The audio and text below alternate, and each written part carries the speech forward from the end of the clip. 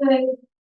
So today I will be presenting you the Gloria Davis Memorial Assistantship Recipients. This year we have assistantships from the US and also from countries as far away as Thailand and Argentina. And all that is possible thanks to donor support for travel expenses. So it is really great that they can be here from that far away. And today we will start with Warren Donchai. He is a textile scientist from Thailand. Oh, thank you. He's a textile scientist from Thailand with 20 years of experience in natural dyes, eco-textiles, and traditional weaving.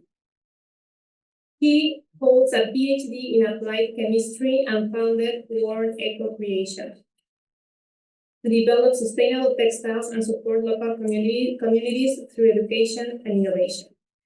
He is also a second-time award grant recipient. So we are really happy that one of our grant recipients could come to an annual meeting and from so far away. So welcome, Warren.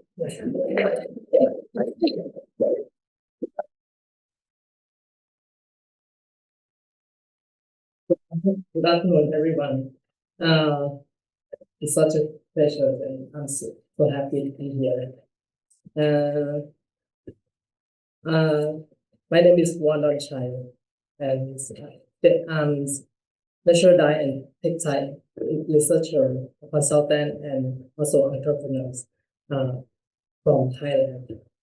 And today I will talk about what I have done and what I merged between science and craft together to make this something that changes in communities in Thailand.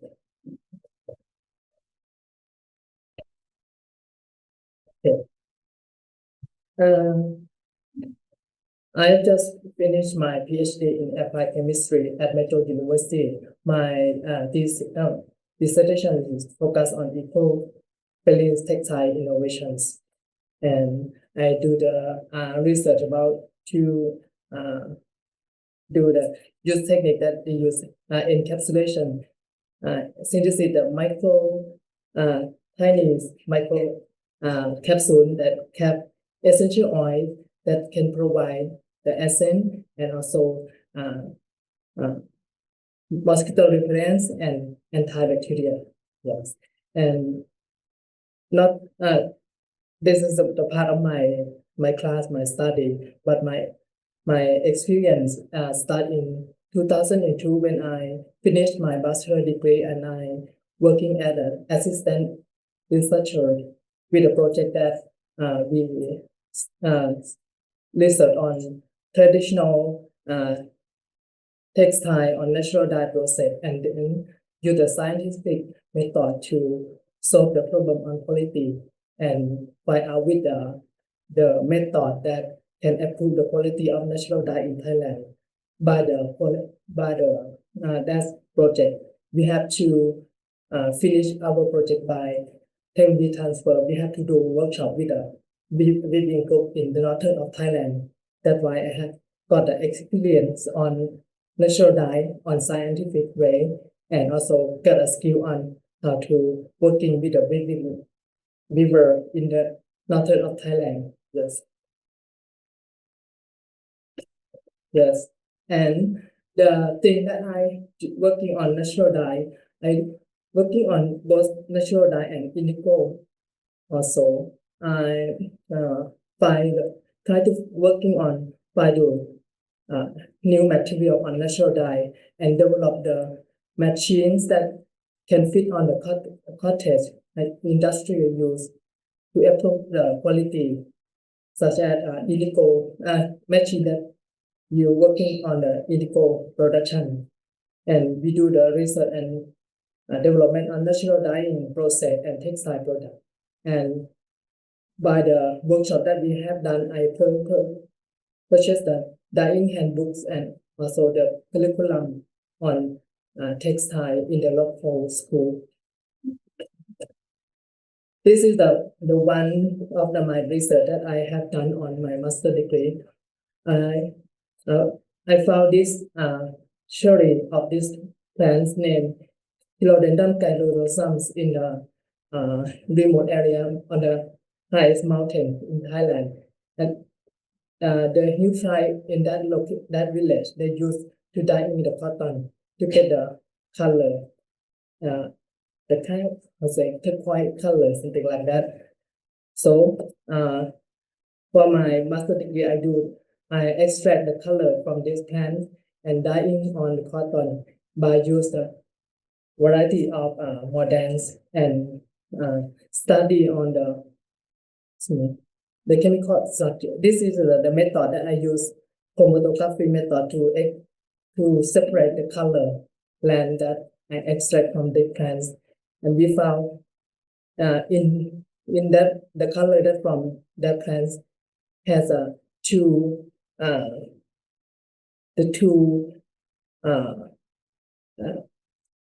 how say, the two structure of the same color, and I can identify one of the chemical structure is dichromin dimethyl ester, and from this research I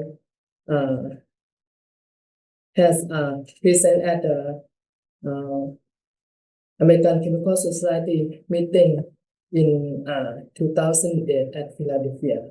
During I received visiting research scholar from Cal State University programs.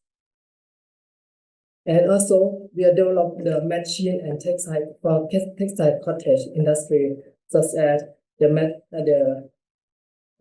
machine that used for indigo productions, and also spinning wheel. This one we developed from the original machine from India, and it's from the village named Mandela. So and the word chakra is mean machine, so we name this kind of spinning wheel Mandarin chakra, named by the village that we got the original from. And also we developed the spinning for use we can use the motor, so it more convenient and easy for the people in the cities, so that we can apply for silk, cotton, and both normal silk and uric silk, and also we can spinning the hemp and linen also. Yeah. And the other thing that we have worked with, I work with the Vibrant Group is every community that they set up the co-op, they're gonna have the place that they working for dyeing. In the beginning, the water is spread away everywhere. So we have working with the people who working on the environmental concern to decide the small scale of the dyeing process and all the production, and also how to treat the wastewater.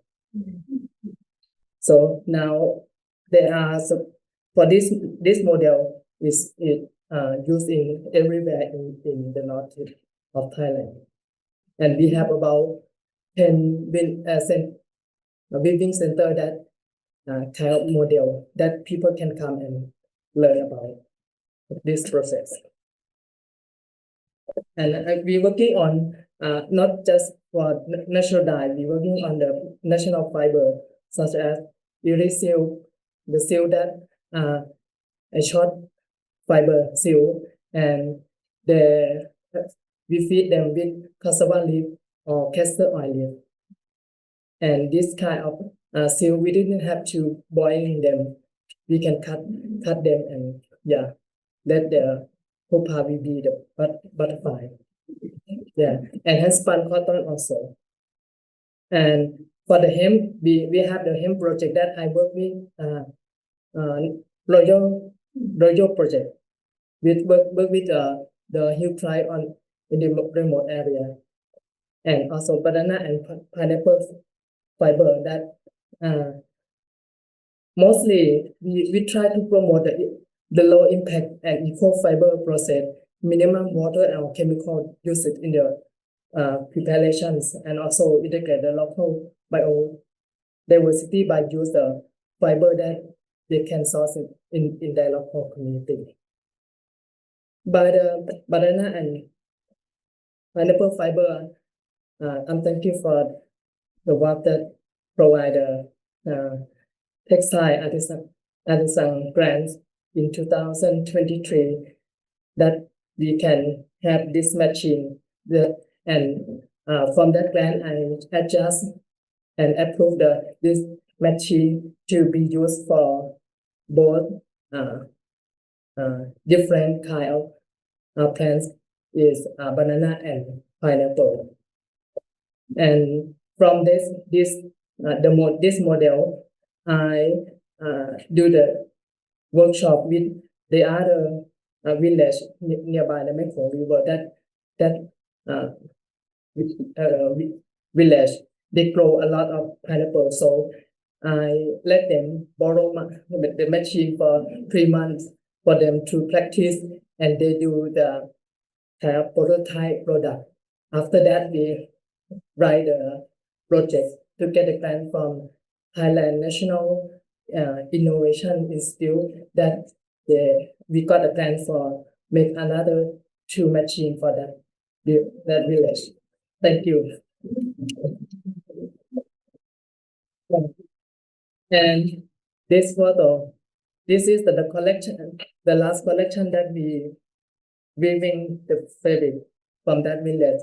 And this collection, the well-known fashion designer bought 4 of this, and they're gonna make it to be the bag for the next season.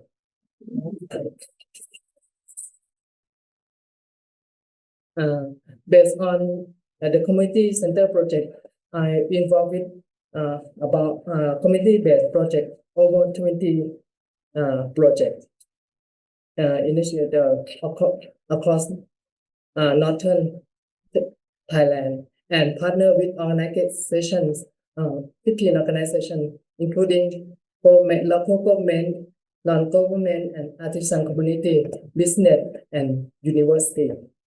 And since I start to work on do the workshop, including training the trainer, training the master, we training about more than 500 artisan training, skill on technique, and focus on innovations, productions, and design. And all the workshop we focus on innovation, eco-friendly production, and skill craftsmanship training.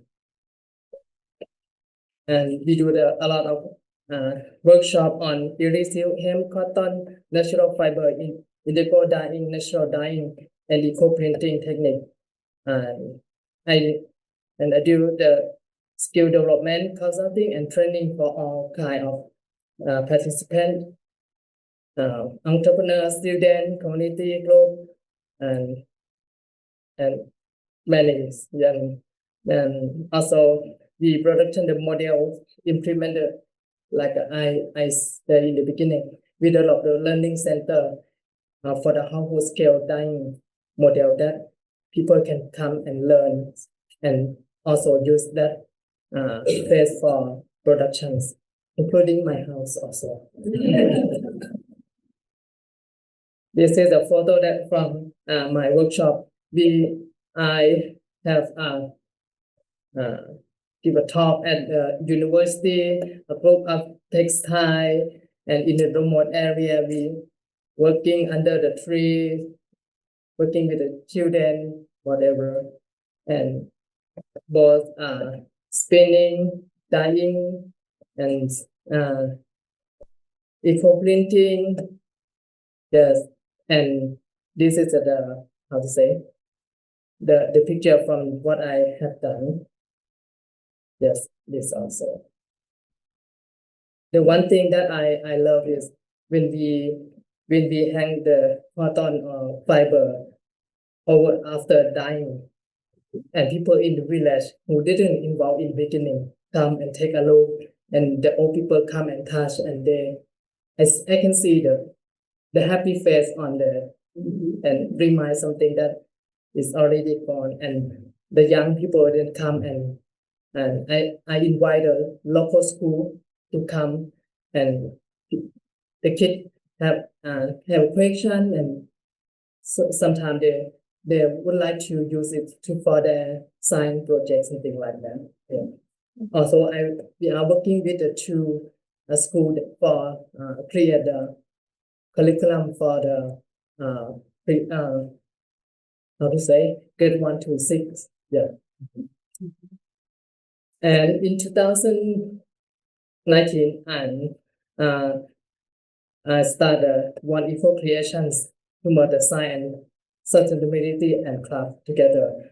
My product is about natural dye and handwoven eco textile, including consulting and workshop training. I'm working as a partner with the communities and also to create the environmental and social value through responsibility business. And the next step, we're looking for the three key things. First is develop the product. I would like to study more on new natural fiber material and natural dye material, because Thailand, we are in the tropical area that we have a lot of plants. Yeah. And I would like to partnership with all academics and artisan collaborations to merge academic and craft together, and community empowerment to create a sustainable textile especially in the rural community. And this is a photo of my products, and product that I sell, and I saw working as a OEM, working for the brand. Yeah, like this brand, the owner of this brand, we create the product for kids by using natural dyes for blanket and baby blanket, something like that. Okay. Lastly, I would like to thank with the real peace for the grants and opportunity to bring me here. And I would like to thank Professor Dr. Richard and Dr. Mary Deminis, Dr. Patty, and Carol Islands, who bring me here to meet you, all of you. And thank you for your project organizations and other organizations that support, especially Sankadi. This is the artisan community in Chiang Mai that when I get back, I will start to open the shop and monthly workshop in Chiang Mai. Thank you so much.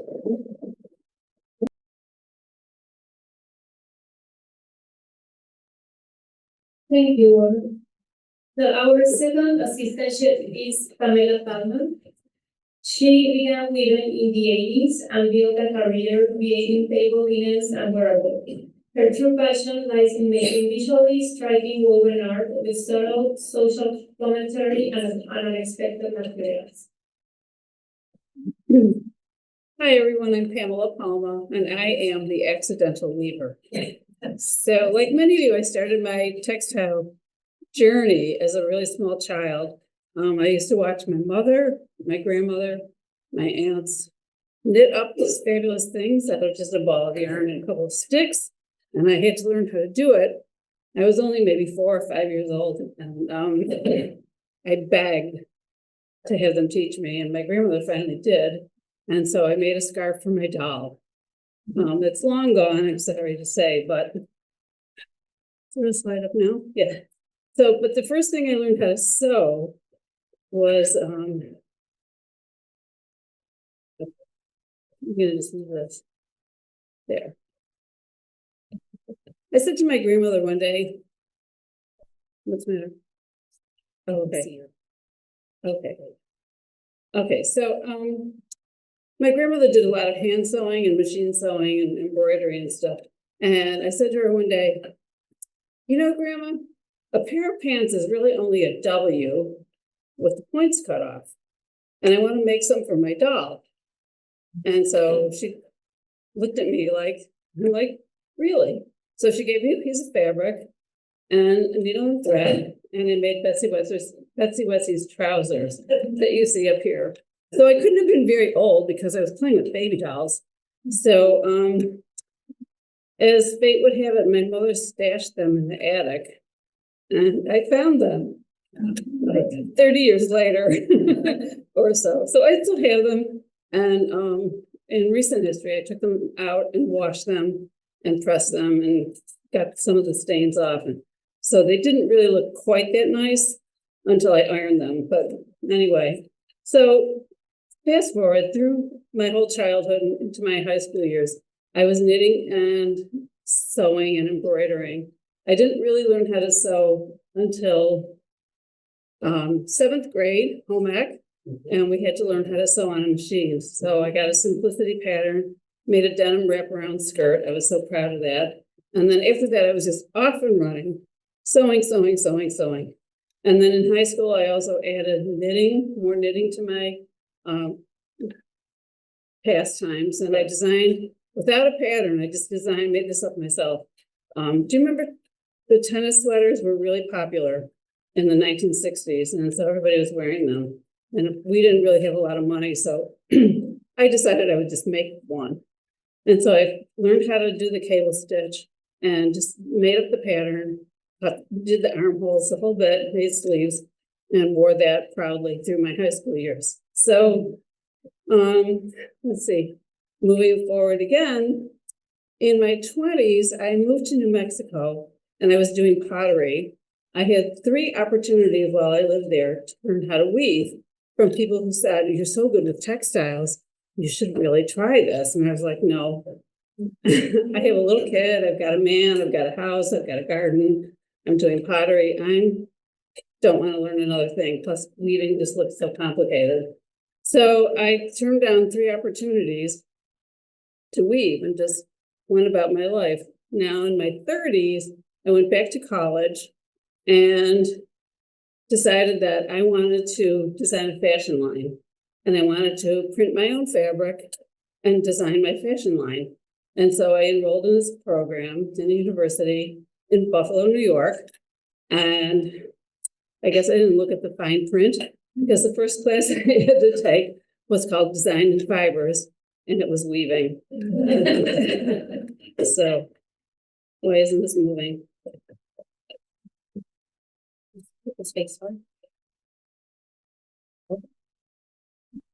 Sorry. I'm sure you're sick of looking at Betsy Wetsy's trousers, but they were cute, and I think that was my grandmother's apron fabric. All of them. Okay, here we go. So the first thing I had to do, use that one? Okay. All right, so, oops. Okay, all right. So the first project we had to do was a tapestry on a Navajo style loom. And I was so homesick for New Mexico. Living in Buffalo, I can imagine. It really wasn't that pretty. So I sat on my front porch in a beautiful autumn in Buffalo and wove New Mexico.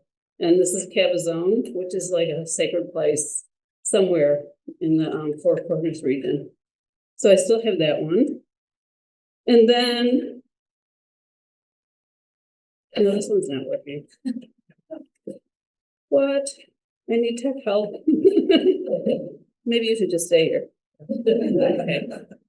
Okay. So also while I was in university, we had to get experimental. And the professor said, you're going to weave yardage, you're going to do overshot. Don't get attached to it as fabric because you're going to cut it up and make it into a garment. And so everybody panicked because we hadn't done that yet. And it was like, so I did this on a 4-shaft loom. It was an overshot pattern that I manipulated and then made it into this dress. I still have this dress, I just couldn't bring any more stuff. So, and after that, I was like, I can cut any fabric. I'm not afraid of it at all. I look forward to it. Now, get the scissors out. Okay, next slide. And then I made some things with, I learned some natural dyeing, not natural, but chemical dyeing. techniques, and I wove this fabric and made this little vest. And that's my daughter. She's a fashion model. She's modeling for me. And then the front and the back, and it's hand dyed. So I did some dyeing for a while. Next. Yes. Sorry, folks. Okay. Okay, so there she is again. We lived in Miami Beach, and that was the alley behind my house that I planted with bougainvillea so nobody could break into my apartment. And she modeled that dress for me. It's like a little flapper dress, and it's also hand dyed and hand woven. And then I sewed it up and made it into a garment. So, okay, assistant. So while I was into dyeing yarn, I did a lot of shawls. I only have a couple of them left. So this is my citrus shawl, and it's hand-dyed linen warp. And then the weft is cotton and rayon, like a ribbon kind of fiber. And then that really funky novelty yarn I wove into it just for fun. So that's one. Next. And then this one I named Zinnia. And again, it's the linen. I really loved weaving with linen. People always complain about it. It's so problematic. I didn't know that, and I never had any problems with it. So don't listen. So Zinnia, that's hand dyed cotton weft. And I found this little funky thing of yarn with little bows on it. It's like little tiny, tiny bows, multicolored. And I wove that in to give it, because I liked adding dimension to the work. And then I moved from Miami Beach to North Carolina, but I guess I brought the tropics with me because this is the colorway that I've been weaving all this spring. I did not dye this. I stopped dyeing yarn because I no longer had a location for dyeing.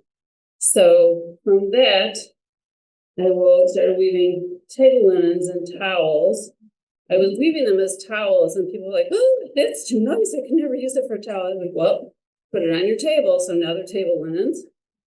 Next. I think I have. I'm trying to go fast because I know where. Okay, so this is a collection of 3 that I did. And I name all my pieces. So meadow, lake, and garden are the 3. You saw one of them already. And then the one that she's holding up now, I don't know if there's a picture of that one. No, so now we're into another thing. And these are going to be out on the table so you can look at them more closely later. So this year, in January, I wove this piece that I named Azteca.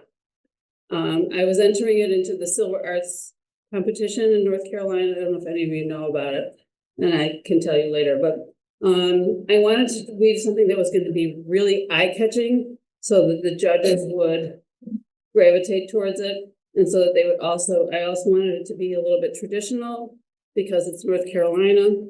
And so I picked the Bethlehem Star pattern and just blew it out of proportion with this yarn that I had in my stash. And so that's that one. And then, wait, go back, sorry. Okay, and part 2 is this one. This was also for my stash. And this was also for the Silver Art competition. And that's a ribbon that I had, and I wove that into the same warp.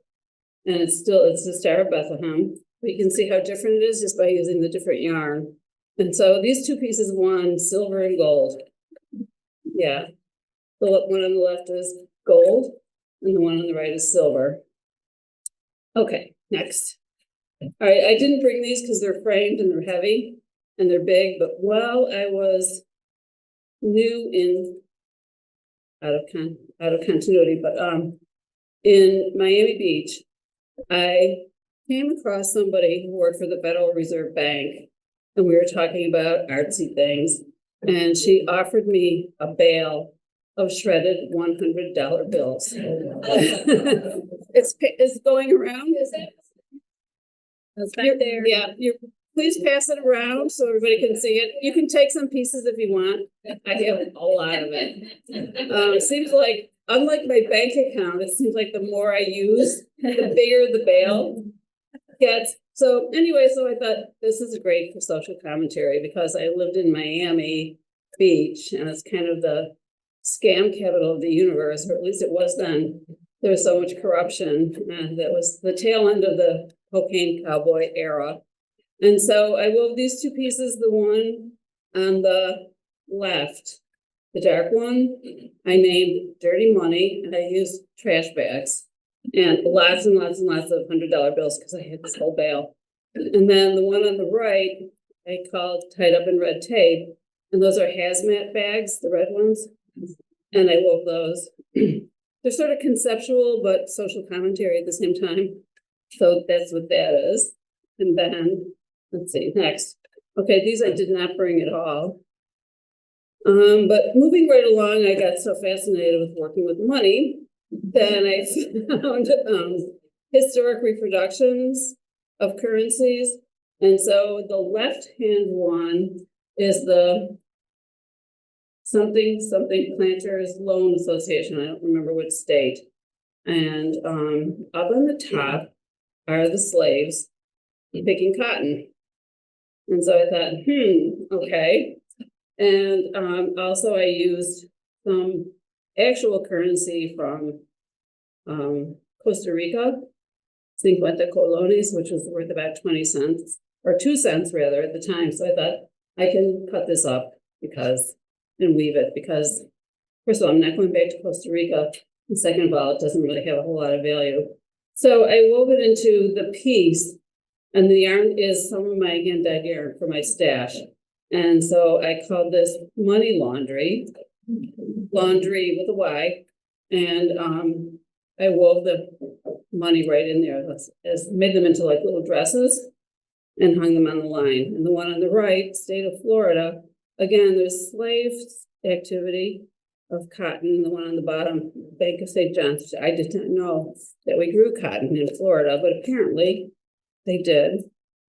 So that's what those are. And let's see what else. Okay, current work. I live down the road, sort of, from the John C. Campbell Folk School. Some of you have been there, and some, if you have, or if you've ever looked at their catalogs, you'll know that their courses are very expensive. So, and Beth Cheney, who is the director, has seen this piece, and she admired it, and maybe someday they'll buy it. So I took the map of the campus of the John C. Campbell Folk School and cut it up and wove it in with shredded $100 bills. Because that bale has not diminished very much. So I wove it on cotton. I did that on a rigid heddle loom. The other pieces I did on a 4-shaft and 6-shaft, or 8-shaft. I have 2 looms. And then the last one that I'm going to show you is from Shadows of Incarceration, which was an exhibition at the Western Carolina University Mountain Heritage Center. And it was an exhibition of what happened, what was called the Cowie 19. And the Cowie 19 were Black men who were building the railroad. So it was the 1880s. And it was a whole exhibition about this tragedy that occurred while they were trying to build the railroad. And quite a number of people died. But in the corner of the gallery, in this very quiet corner, there was a sepia-tone photograph of women in plow horses. And so I did some inquiry, and the title of it was Incarcerated Black Women on a Georgia Prison Farm. So if you look closely at the bottom, you can see the women in the black and white striped dresses, and you can see the horses. And so I got permission from the museum and from the Georgia Historical Archives to use the image, and I had it colorized and enlarged, and then I sliced it up and wove it in with money. Some of it is the $100 bills, and some of it is a reproduction, actually, of money from Mississippi. So I just wanted to make a statement about those women, because The museum didn't say, they didn't say anything about the women, but the men were incarcerated for the most minor of offenses that you can imagine, such as jaywalking in a town that had one road. So you had no choice to cross the street other than jaywalking, but they would get arrested because the state of North Carolina, in that case, needed laborers to build a railroad. And so we don't know anything about the women, who they were, what they did. We can only imagine it was probably nothing, except they existed and they were needed to plow the fields in Georgia. And so I did 3 iterations of the photograph. I did them in 3 different colors and entered them in another show. And I think that's the end. Yes. And so that's me. That's my website and my accidental weaving career. Thank you.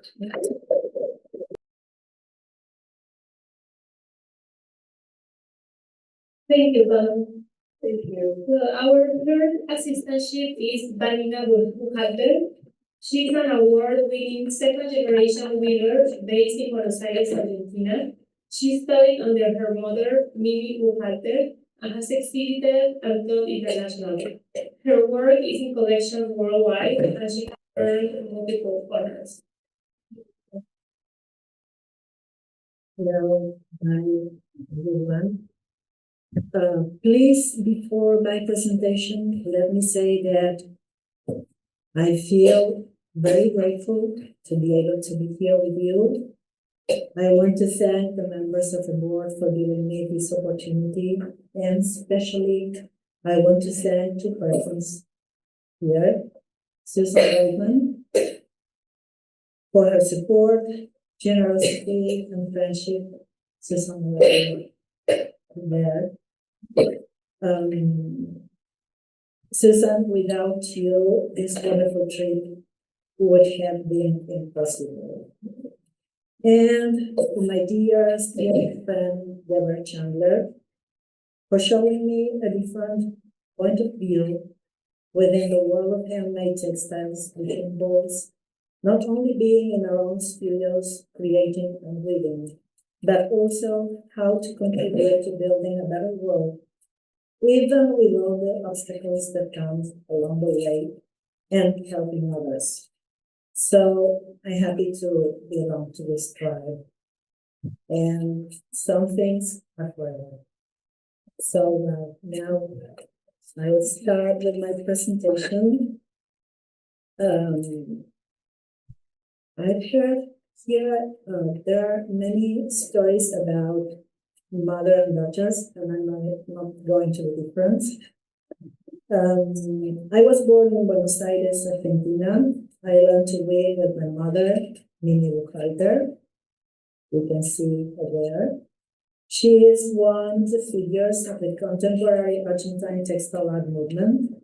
She began her career in the late 60s and has founded with a group of colleagues the Argentine Center for Textile Art in 1977. At the beginning of the 70s, in Argentina, municipal and national competitions and meetings of tapestry artists from Uruguay, Argentina, and Brazil began to take place, giving a boost to contemporary Argentine textile art. Here you can see some of my mother tapestries.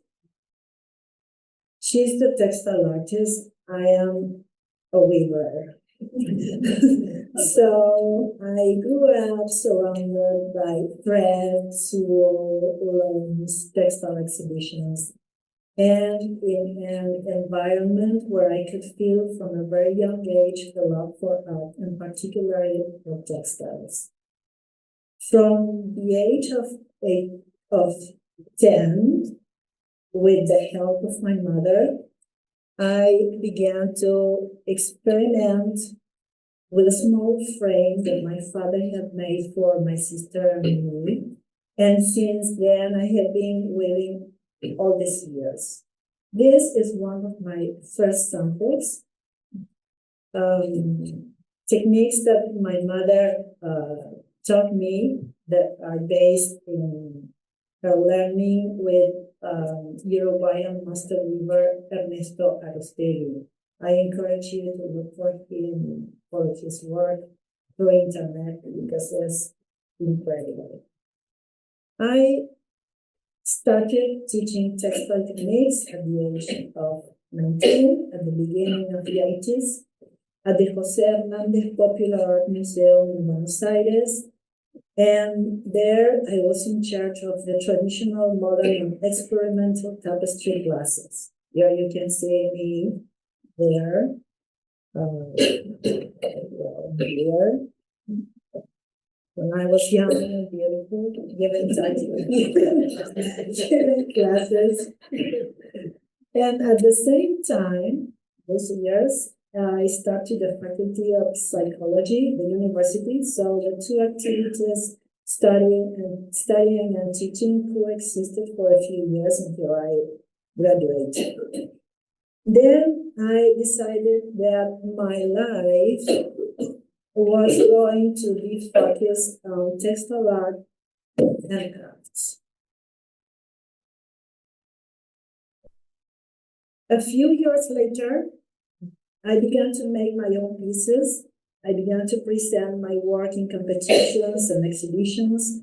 I started to sell my pieces in shops in Buenos Aires, then at the studio and at fairs.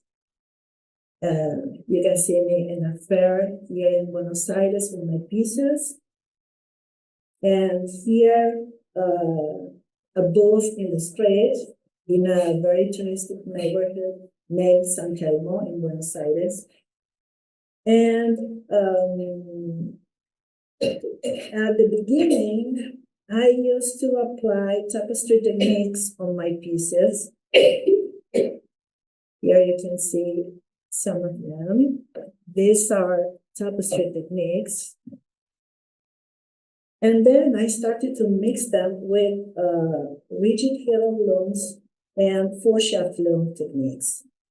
Here you can see this is a shawl and a small purse I presented to the first urban crafts biennial in Buenos Aires, and I won the first prize. And these techniques, these black and white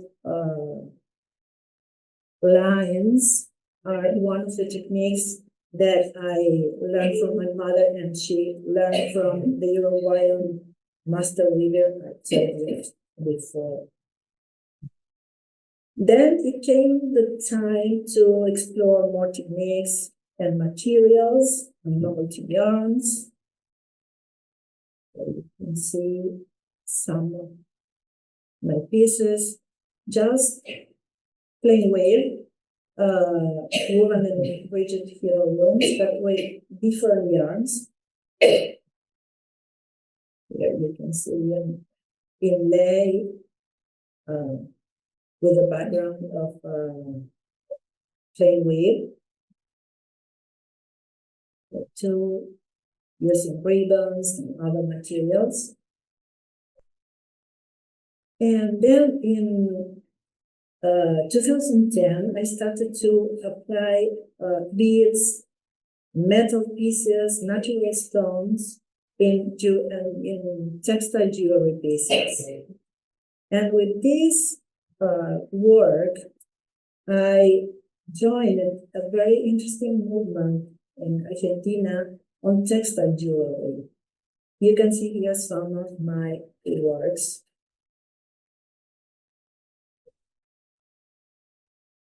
Bracelets.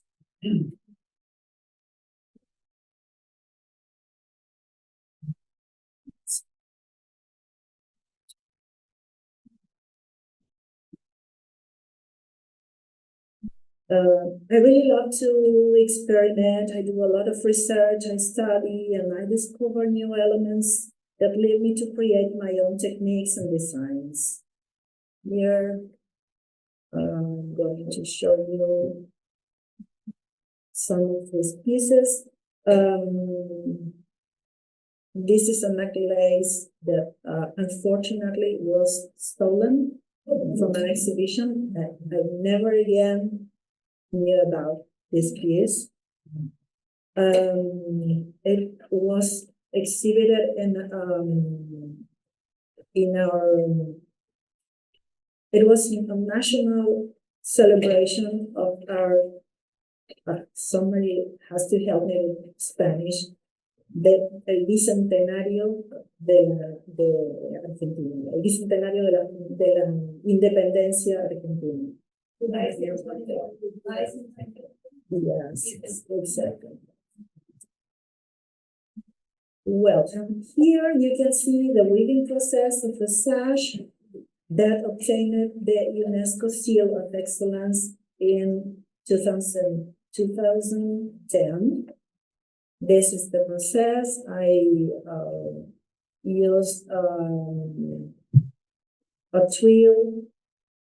It's a weft-faced weaving.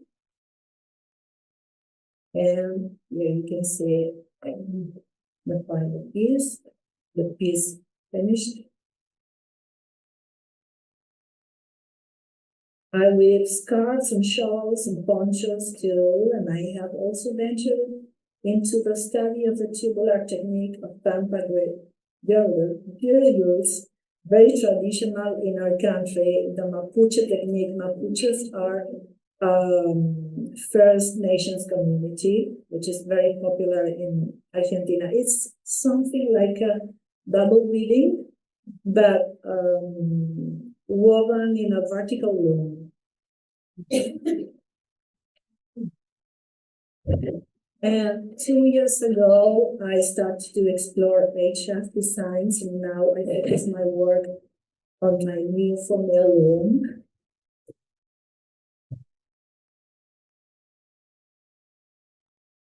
In 2015, I was invited to give classes at the Fine Arts University of Shanghai, and I still gave classes. It was a great experience here. And during the pandemic and up to now, I'm still doing teaching through internet via Zoom live in English and Spanish. I teach different techniques like textures, color gradations, and 3D tapestry weaving techniques. So, well, I love everything that has to do with textiles. To transform any material, traditional or not, into a textile piece is what I love the most. Thank you.